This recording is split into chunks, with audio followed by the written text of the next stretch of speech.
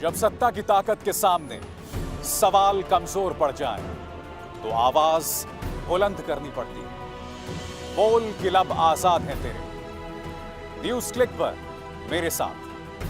बोल के लब आजाद है तेरे। न्यूज क्लिक की स्वतंत्र और आजाद पत्रकारिता को समर्थन दीजिए। इस लिंक पर क्लिक कीजिए, ज्वाइन पर क्लिक कीजिए और उसके बाद हमारी मेंबरशिप को ग्रहण कीजिए। आपके सामने 3 विकल्प हैं। नमस्कार, आप देख रहे हैं बोल के लब आजाद है तेरे और एक बार फिर मैं अपने दर्शकों का दिल से शुक्रिया अदा करना चाहूंगा कि आप लोग लगातार न्यूज क्लिक के हाथ मजबूत कर रहे हैं ताकि इसी तरह से हम आपके मुद्दे उठाते रहें। और आज बोल के लब आजाद है तेरे में मैं आपके सामने एक सवाल उठाने आया हूं और ये सवाल बहुत अहम है। मैं आपसे ये जानना चाहता हूं, इस वक्त जब देश की जनता को कोरोना के वैक्सीन, कोरोना के टीके मिल रहे हैं, तो उस सर्टिफिकेट में प्रधानमंत्री नरेंद्र मोदी की क्यों तस्वीर है? बताइए। प्रधानमंत्री नरेंद्र मोदी की तस्वीर आखिर उस वैक्सीन के सर्टिफिकेट में क्यों है? क्योंकि जो वैक्सीन हमें दी जा रही है वो हमारे ही पैसे से, टैक्स पेयर के पैसे से दी जा रही है।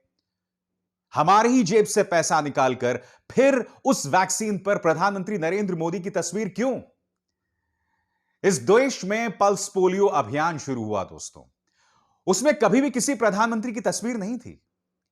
उस वक्त जब पल्स पोलियो वैक्सीनेशन किया जा रहा था तो उस देश में उस वक्त एप्स नहीं थे, इस तरह से इंटरनेट संचार माध्यम नहीं थे। बावजूद इसके बहुत ही सुचारू ढंग से तमाम लोगों को वैक्सीनेशंस लगाई गई, पल्स पोलियो के ड्रॉप्स दिए गए। आज जो मैं आपसे सवाल पूछना चाह रहा हूं कि आखिर इस सरकार में क्यों प्रधानमंत्री नरेंद्र मोदी की तस्वीर लगाई जा रही है? और दोस्तों, यह इस सरकार के लिए शर्मिंदगी का सबब बन रही है और कैसे, मैं आपको बताता हूं। आपकी स्क्रीन पर यह है आज तक की संवाददाता गोपी गांगर की रिपोर्ट। इसका शीर्षक क्या कहता है? गुजरात नमो ऑक्सीजन बूस्टर में प्रधानमंत्री मोदी की फोटो। लोग बोले मार्केटिंग सीखो मिस्टर बाइडेन। क्यों बता रहे हैं मैं आपको? आपकी स्क्रीन पर देखिए पहली ये तस्वीर, कपूर अजवाइन और लौंग एनर्जी बूस्टर, उसमें प्रधानमंत्री और विजय रूपाणी दोनों की तस्वीर है। फिर नीचे आइए, नमो ऑक्सीजन में प्रधानमंत्री की तस्वीर है। अब जो तंज मारा जा रहा है अमेरिका के राष्ट्रपति जो बाइडेन को, वो क्या है? तस्वीर आपके सामने। यहां पर अमेरिका ने मदद दी है, उसमें सिर्फ ये लिखा हुआ है यूएस एड। यहां पर कभी कहीं पर भी जो बाइडेन, जो कि अमेरिका के अभी के राष्ट्रपति हैं, उनकी तस्वीर कहीं नहीं है। आगे देखिए दोस्तों, एक और तस्वीर, यहां पर भी नमो ऑक्सीजन। मैं जानता हूं इन तस्वीरों में आप देख रहे हैं कि कांग्रेस लोगों तक मदद पहुंचा रही है और यहां पर आप देख सकते हैं राहुल गांधी की भी तस्वीर है। मगर मैं आपसे कुछ और पूछना चाहता हूं, कांग्रेस जो लोगों तक मदद पहुंचा रही है, चाहे ऑक्सीजन सिलेंडर्स हों, चाहे खाने के पैक्स हों, क्या ये लोगों के पैसे से खरीदा गया है? इसका अर्थ यह है कि क्या जो टैक्स का पैसा मैंने दिया है, क्या यह उस पैसे से कांग्रेस ने खरीदा है? मगर यह बात सच है कि भारतीय जनता पार्टी सरकार जो आपको वैक्सीन दे रही है वो अपने जेब से नहीं दे रही है। वो वैक्सीन दिए जा रहे हैं लोगों ने जो टैक्स का पैसा दिया, जो सरकारी पैसा है। भारतीय जनता पार्टी को जो इलेक्टोरल बॉन्ड से पैसे मिले हैं, हजारों करोड़, उसमें से 1 रुपया भी वैक्सीनेशन में नहीं गया है। इसलिए मैं आपसे पूछ रहा हूं कि लोगों को जो वैक्सीनेशंस लगाए जा रहे हैं, टीके लगाए जा रहे हैं, उस पर प्रधानमंत्री नरेंद्र मोदी की फोटो क्यों? और सबसे अटपटी बात है कि मोदी सरकार के मंत्री, जब उनसे सवाल किया जाता है, किस कदर बौखला जाते हैं। आपके स्क्रीन पर कांग्रेस के नेता जयराम रमेश ने कहा कि मेरा जो बेटा है वो ब्रिटेन में पढ़ता है और जब उसे पहला टीका मिला लंदन में, तब उसमें वहां के प्रधानमंत्री बोरिस जॉनसन की तस्वीर नहीं थी, मगर यहां पर एक व्यक्ति जिसकी लंबी दाढ़ी है, उसकी तस्वीर कोविन सर्टिफिकेट पर दिखाई देती है। इस कदर बौखला गए बीजेपी के नेता कि आप देखिए, देश के जो एक मंत्री हैं हरदीप सिंह पुरी, जी हां, जो कि union minister for housing and urban affairs हैं, उन्होंने क्या कहा? वो ये कह रहे हैं कि कांग्रेस का जो इकोसिस्टम है वो पगलाए जा रहा है। क्या जयराम रमेश जानते हैं कि देश के अंदर एक ओपन यूनिवर्सिटी और एक एयरपोर्ट जो है वो श्रीमती इंदिरा गांधी के नाम पर दिया गया है? और यही नहीं, एक यूनिवर्सिटी का नाम है जवाहरलाल नेहरू यूनिवर्सिटी और एक अस्पताल का नाम है राजीव गांधी अस्पताल। सबसे पहले मेरे निजी विचार, कायदे से दोस्तों कांग्रेस को ऐसा नहीं करना चाहिए था, ना नेहरू के नाम पर, ना इंदिरा के नाम पर, ना राजीव गांधी के नाम पर। मगर जहां पंडित नेहरू देश के पहले प्रधानमंत्री थे और हमारे स्वतंत्रता सेनानी थे, इंदिरा गांधी और राजीव गांधी ने दोनों अपनी जान देश के लिए दी थी। उन्होंने शहादत हासिल की थी, उन पर आतंकवादियों ने हमला किया था। तो इन तीनों के ये मुकाम है। मगर फिर भी मेरा मानना है कि कायदे से इनके नाम पर यह अस्पताल नहीं होने चाहिए। मगर बड़ी बात, हमारे देश में एक परंपरा रही है, जब भी कोई व्यक्ति मरता है तो उसका सम्मान किया जाता है और उसके सम्मान में सड़कें को नाम रख दिया जाता है। मसलन आज की तारीख में भारतीय जनता पार्टी ने कई संस्थानों का नाम, कई सड़कों का नाम दीनदयाल उपाध्याय रख दिया। मगर मैं कुछ और कह रहा हूं। प्रधानमंत्री नरेंद्र मोदी तो जीवित हैं, हमारे बीच में हैं, तो फिर उनका चेहरा कोविन सर्टिफिकेट पर क्यों है? कोविड के, कोरोना के जो वैक्सीन सर्टिफिकेट से उस पर क्यों है? क्योंकि प्रधानमंत्री तो अभी जीवित हैं।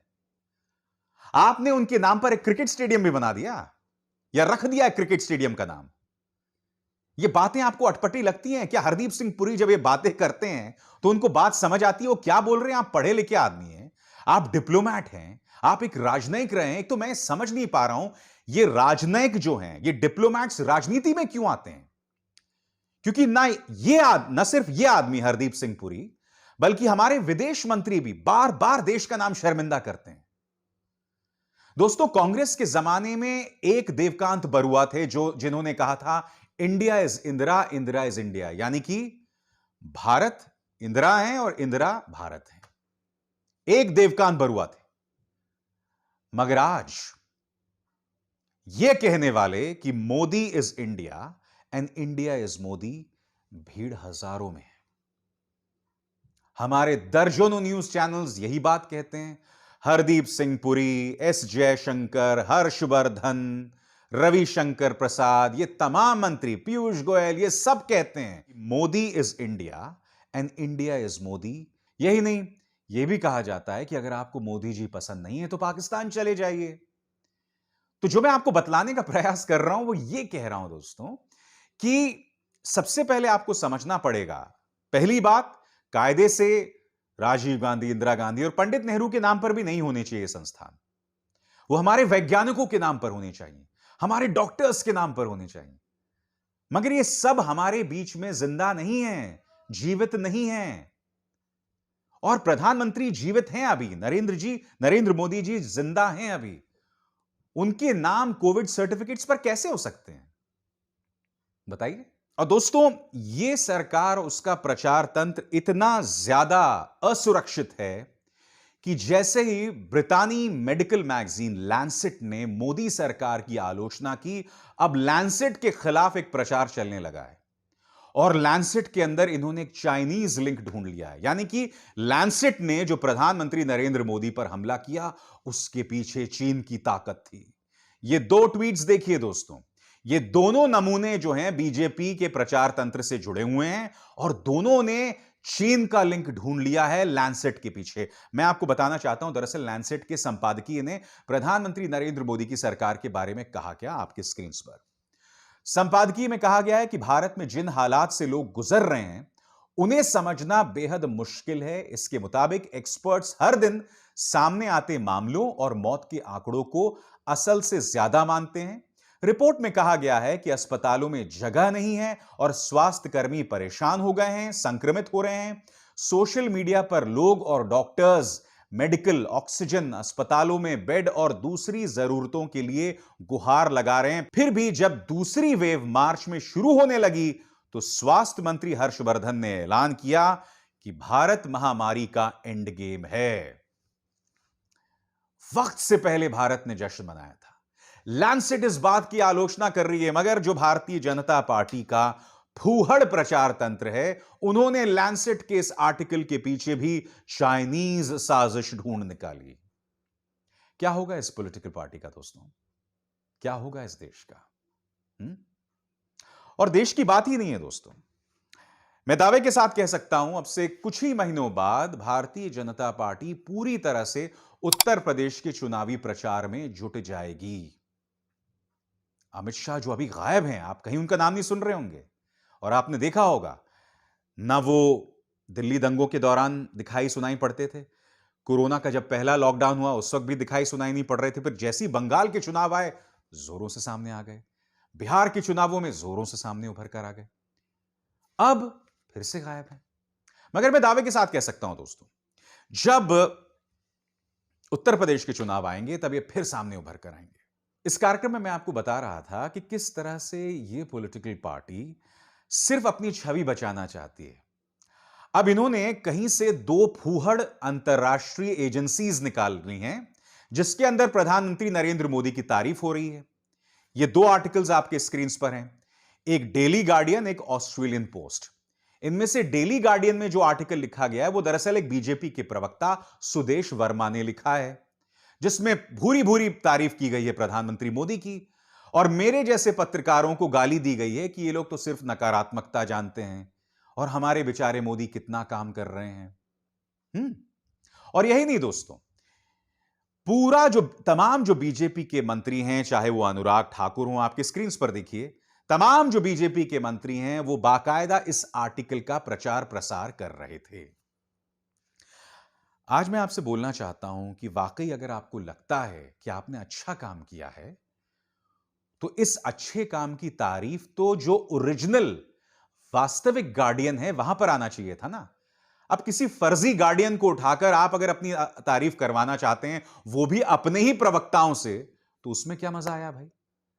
आप जानते हैं, चाहे ब्रिटानिया अखबार गार्डियन हो या टाइम हो या अमेरिकी अखबार हो, वो असल में मोदी सरकार के बारे में क्या कह रहे हैं, हकीकत आप जानते हैं उनके बारे में। और आप लोग प्रचार के इस कदर भूखे हैं कि फर्जी वाहियात इंटरनेशनल मैगजीन्स, जिन्हें आपके ही भक्त चलाते हैं, उनको आप ट्वीट करते हैं, उनका आप प्रचार प्रसार करते हैं। इससे ज्यादा हंसी की बात और क्या हो सकती है, बताइए। दोस्तों, एक बात तय है कि भारतीय जनता पार्टी सरकार को सरकार चलाना नहीं आता। राजनीति में ये लोग माहिर हैं, इसमें दो राय नहीं है बिल्कुल, मगर सरकार चलाना इनकी बस की बात नहीं है। मगर दुख की बात यह है कि इस वक्त देश में एक ही राष्ट्रीय पार्टी है, जिसका नाम है कांग्रेस। और कांग्रेस भी भारतीय जनता पार्टी को संजीदा चुनौती देने के मूड में दिखाई नहीं देती। इसके एक छोटा सा मैं आपको मिसाल देता हूं। कोरोना से निपटने के लिए इन्होंने एक लिस्ट जारी की है कि अब हम एक कोरोना टास्क फोर्स बना रहे हैं, जिसमें हम लोगों की मदद करेंगे। और इसमें करीब 10-12 नाम दिए गए हैं। इसमें जो आदमी सबसे ज्यादा काम कर रहा है, उसका नाम सबसे आखिरी है, श्रीनिवासन। जैसा कि आप जानते हैं कि आप सोशल मीडिया पे श्रीनिवासन से अपील करते हैं, तो वो भरपूर कोशिश करते हैं कांग्रेस के स्रोतों के जरिए मदद करने की। और वो लगातार आदमी अपने कार्यकर्ताओं के साथ मिलकर लोगों तक पहुंच रहा है, घर घर तक पहुंच रहा है, उनकी मदद कर रहा है। मगर कांग्रेस की इस लिस्ट पर अगर आप निगाह डालें, तो पहले 3 नाम कौन हैं? सबसे पहले गुलाम नबी आजाद, दूसरे अंबिका सोनी। कौन अंबिका सोनी? कहां है अंबिका सोनी? मुकुल वासनिक। मैं ये पूछना चाहता हूं, ये जो पूरी लिस्ट आप देख रहे हैं, ये कांग्रेस किसी और काम में भी डाल सकती थी। इनकी कोई भी काबिलियत नहीं है, सिवाय श्रीनिवासन को छोड़ के। हां, पवन खेरा साहब भी हैं और एक दो अच्छे अच्छे नाम हैं, मगर दीपिंदर हुड्डा कहां है, बताइए ना। आज की तारीख में राजनीतिक तौर पर अगर हरियाणा में खट्टर सरकार को कोई चुनौती दे रहा है, तो वो है हुड्डा परिवार। और दीपिंदर हुड्डा न जाने कितने लोगों की मदद कोरोना काल में कर रहे हैं। मैं आपको बतलाना चाहता हूं दोस्तों, कांग्रेस में ये 3 चेहरे, श्रीनिवासन, दीपिंदर हुड्डा और मुकेश शर्मा, मैंने इन लोगों से कई बार अपील की है, क्योंकि देखिए, सोशल मीडिया में मेरी एक मौजूदगी है, कई लोग मुझसे मदद की अपील करते हैं। अब मेरे पास तो ऑक्सीजन नहीं है, ना मेरे पास ऑक्सीजन बिस्तर है अस्पताल में, तो मैं इन लोगों से अपील करता हूं और ये लोग हर बार उनकी मदद करते हैं। मैं जानना चाहता हूं कि कांग्रेस की इस लिस्ट में दीपिंदर हुड्डा क्यों नहीं है, बताइए। कायदे से इस लिस्ट में युवा नेता होने चाहिए जो सही मायने में काम करें। और जिन 3 लोगों के शुरू में नाम है, इन्हें तो अब आपको मार्गदर्शन मंडल में भेज देना चाहिए। इनकी यहां पर बिल्कुल जगह नहीं है और यही कांग्रेस की तकलीफ है। जब तक कांग्रेस का यह मौजूदा नेतृत्व रहेगा, तब तक दोस्तों मैं दावे के साथ कह सकता हूं कि भारतीय जनता पार्टी के नाकारापन को, उनकी नाकामी को चुनौती देने में कांग्रेस पूरी तरह से नाकाम साबित होगी। राहुल गांधी अच्छी बातें करते हैं, सही बातें करते हैं, देश को पहले से चेतावनी भी देते हैं, दूरदर्शी हैं। मगर मैं ये समझना चाहता हूं कि क्या आप जमीन पर उतरकर कांग्रेस को एक नई दिशा देने को तैयार हैं? क्योंकि आज की तारीख में हमें एक राष्ट्रीय पार्टी चाहिए जो भारतीय जनता पार्टी का विकल्प हो सके। बीजेपी जो गवर्नेंस नहीं कर रही है, भारतीय जनता पार्टी जिसने 7 साल में देश की साख का की ऐसी तैसी कर दी है, मटिया मेट कर दिया है। इसलिए बहुत जरूरी है कि राष्ट्रीय तौर पर बीजेपी को एक चुनौती मिले। मगर क्या कांग्रेस वो चुनौती दे सकती है? अभी 4 साल बचे हैं, 3 साल बचे हैं। मैं उम्मीद करता हूं कि कांग्रेस जमीनी हकीकत को समझकर सही मायने में चुनौती देगी, या फिर क्या तीसरा मोर्चा मजबूत होगा? ये तमाम मुद्दे हैं। बोल के लब आजाद है तेरे में बस इतना ही। अविसार शर्मा को दीजिए इजाजत। नमस्कार।